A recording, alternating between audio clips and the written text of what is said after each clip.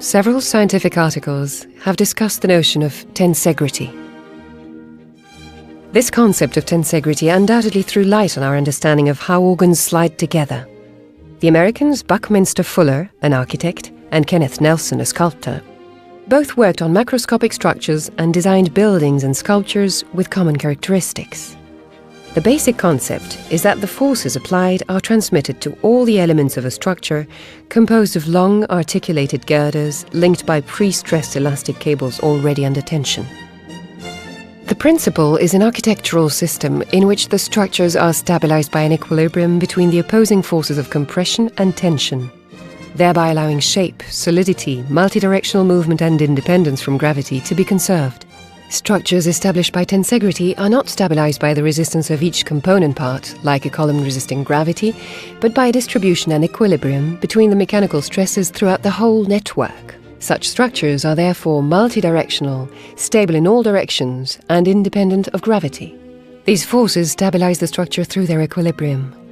But most importantly, all the forces are subjected to all the structural elements, with the result that the slightest increase in tension on any one of the elements is transmitted to all the others, even those the furthest away.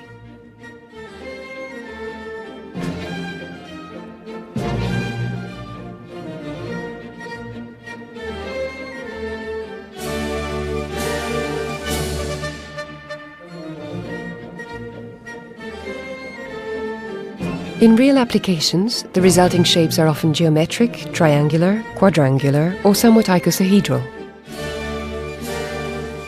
It is essential to grasp that in order to fill space, living structures obey the forces that make them take on various shapes. It would seem that the icosahedron is the optimal shape for occupying space with the most minimal arrangement. In fact, nature frequently applies rules of self-assembly when creating natural triangular, polygonal, or spiral motifs. At the molecular level, as in the collagen molecule, recent research has demonstrated that long-chain amino acids fold into a helix, become stable thanks to the equilibrium between the attractive forces of hydrogen bonds and other forces allowing proteins to resist compression. This sets up sequences which behave like flexible joints. At the cellular level, Dr. Ingber discovered the intracellular armature, an internal mesh composed of fibrillar elements arranged haphazardly but ensuring the fundamental role of restoring the original shape once the pressure is released. The pseudo-polygonal tendency indeed raises fundamental questions, since it is present at all levels of living matter, be it animal or vegetal. Through the importance of physical forces such as osmotic and electromagnetic pressure, it would seem to be the preferential system of construction that nature has developed during evolution.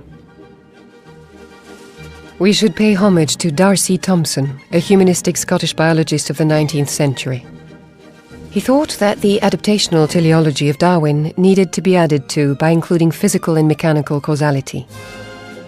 Convinced that neither chance nor destiny could account for the stupefying diversity of biological shapes, the unquestionable unity of organisms and the limited number of living forms, he incorporated physical forces into a theory accounting for the multiplicity of natural shapes.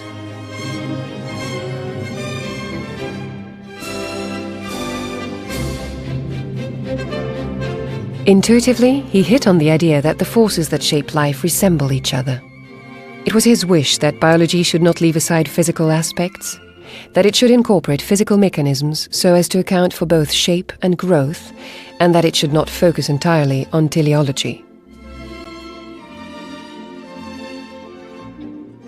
We began to wonder whether all these triangular, rectangular, and polyhedral shapes that we were filming might not be part and parcel of the icosahedron, the basis of tensegrity, which so closely resembles a three-dimensional vacuole.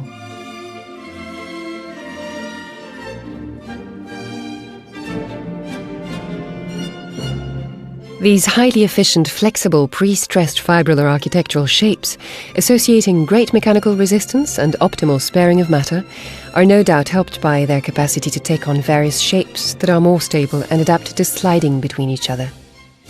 This presumably enhances their metabolism and thus prolongs life.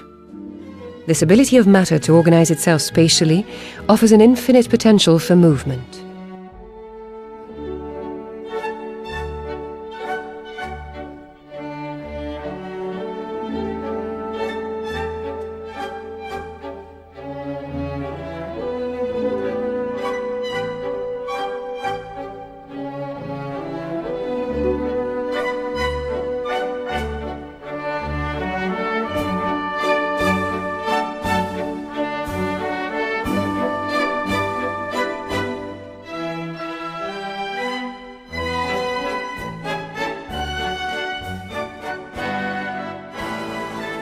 Understanding the mechanical and biomolecular characteristics of this flexible tissue of communication will one day allow us to apprehend the full meaning of the healing process, to reconstruct living structures, and perhaps, who knows,